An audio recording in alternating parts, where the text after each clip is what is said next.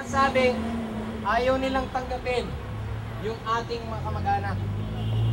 Mga kasama, mga kababayan, mga kapwa ko biktima, kamag-anak, ito po ay malinaw na maniobra na naman ng arkitekto ng Uplan Bantaylaya na si Secretary Norberto Gonzales. At malinaw na ang kanyang kautusan na to ay alinsunod sa ginawa ngayon ng PNP sa pag-file nito ng motion. Sinabi na natin noong nakaraan, walang kinalaman ang PNP at wala silang karapatan mag-file ng motion hilingin sa korte dahil hindi naman sila partido sa kasong ito. Mga kaibigan, mga kasama, tunay na nakakangit-ngit at tunay na nakakagalit na sa kabila ng order na yan, sa kabila ng natanggap na po ng Camp Crame at ayon sa kanila natanggap na nila.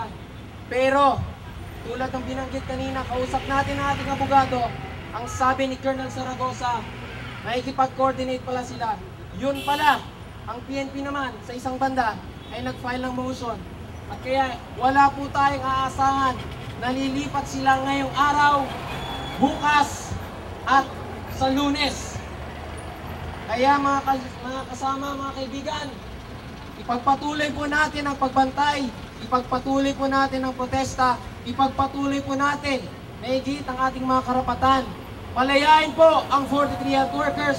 Ayun pa rin po ang pinakatumpak na panawagan. Dahil kung ayaw tanggapin ng PNP, kung ayaw tanggapin ng anumang detention center, ang pinakaakma, palayain nila ang 43 health workers. 43 health workers!